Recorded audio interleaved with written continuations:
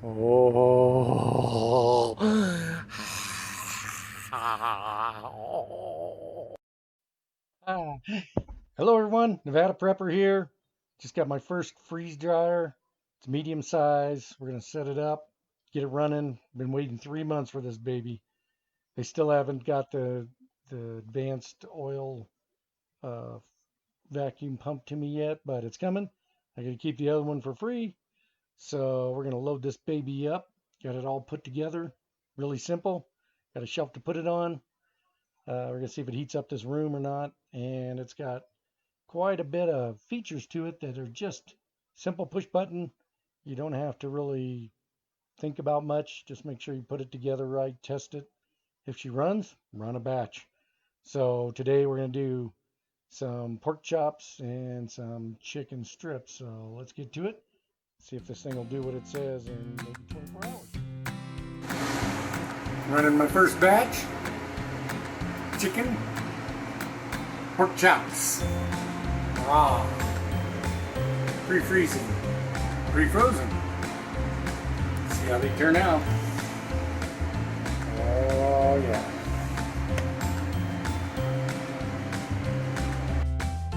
Okay, 17 hours in. I didn't film the rest of it, but I went to 22.5 and everything was dry. I extended it another 2 hours though to hit the 24 because I did feel some cold in the chicken that I couldn't quite tell, but everything else appeared dry. But one thing's for sure, the pork chop, these are all raw meats. The pork chop fat didn't get quite done, and so I ran it the whole 24, and it still didn't get done.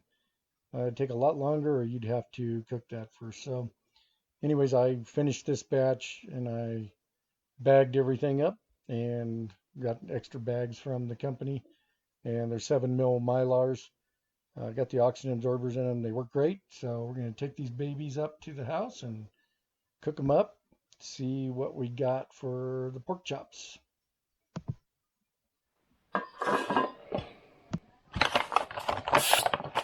What I have here is my very first piece of meat freeze dried.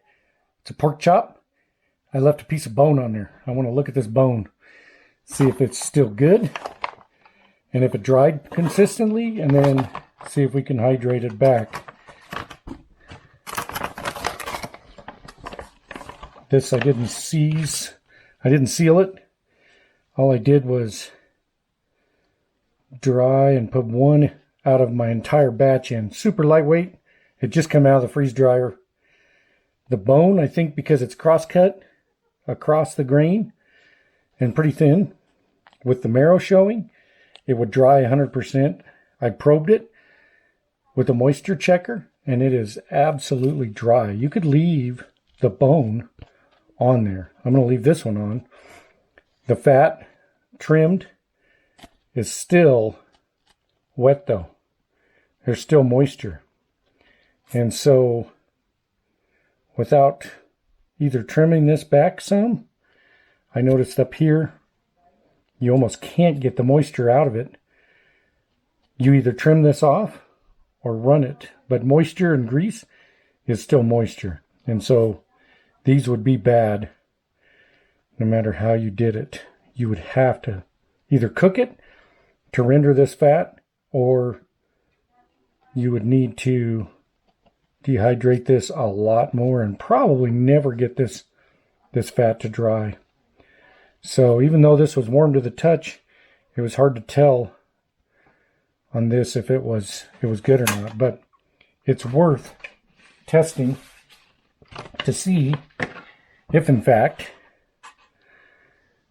we can rehydrate it. I'm going to add some more. This is just warm water. I'm going to add some more pork chops and see if I can hydrate. Add some more raw pork chops done today. It said 22 hours, 22 and a half hours. I ran 2 more hours. And you can see that anything about over almost a ½ inch of fat that's raw will not dry Anything under that, you still get some moisture. Clear down to past a 1/4 inch. That is moisture on my finger. And so unless you take all the fats off, you cannot store these for long. This one has just a sliver of fat here, and it still runs moisture. This would probably dehydrate because I noticed some did. If you ran this another, yeah, this is completely dry, another 3 or 4 hours, you'd probably get that last sliver of moisture out. So I have no choice but to cook this whole amount up. Yep, there's one piece right there. If you took these off after you freeze dried even, you'd have a preserved piece. Or you cooked this and rendered it, you would have a preserved enough piece that it wouldn't matter. So let's get some more water and get that hydrating. It already soaked up that water. And these things weigh nothing. This is just warm water. It's not even hot water. And we'll come back and flip them. Let them dry in a little bit. A good indicator, even though Harvest Right says check for temperature with your finger. And if it's cold, then there's obviously still ice on it. And so there's still water in there and you have to keep it going. But that's not necessarily true, especially when you ran extra time heating. The everything inside is warm. The heating elements warm it up. And so you can't tell that the fat is freeze-dried or not. You should definitely come back and actually test just the fat area. Maybe even leave a piece of fat that you're going to leave behind, and you keep testing that area until it's dry.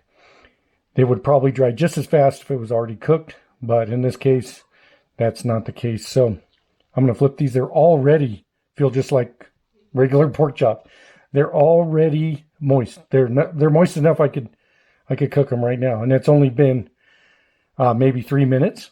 So the good thing with meat, they say you really can't absorb any more than what it wants. You're not going to get a super absorbent thing going on. So I see right around this fat area, it's probably already been hard, but I'm going to give it a minute or two and see if moisture goes in behind that fat and gets this little hard area soft, because it feels like it's softening up already. So I bet you 5-10 minutes, these will be done to cook. We'll come back. Okay. It's only been 4 minutes, 5 minutes. These are ready to go. We're going to cook them up and see how it goes. Hey, they're on, they're cooking. Darn if they're not cooking just like regular chops. We'll flip them here in a little bit. Okay. Just a quick test. Let's get these babies flipped. We'll go in with the bone in it. So these can't be stored long because the fat content is not dried out. And so I can put the other bag in the freezer, and I can either open them and rehydrate them or refreeze dry them, or I can just save them in the freezer in a nice small environment, because these shrink a little bit when there's less water. They weigh nothing. Just stuff them anywhere. But we'll see how this works out.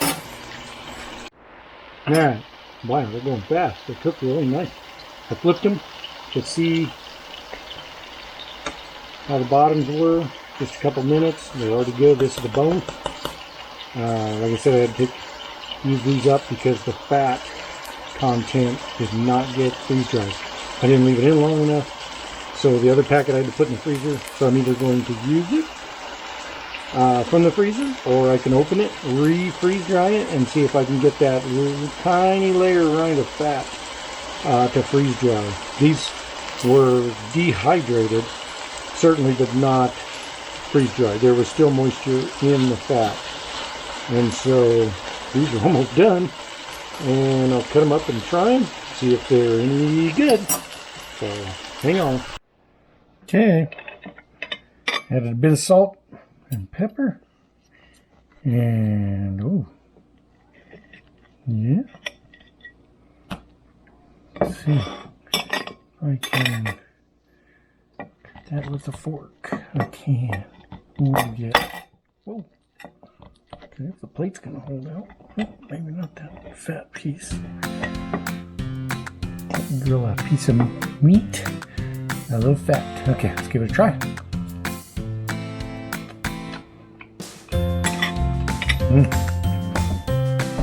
That tastes just like a pork chop, like a fresh pork chop. In the freezer. Freeze dried it. Same day, of course, I'm cooking them. Now that's a delicious piece of meat. So, freeze drying is great for the apocalypse. That's all I can say.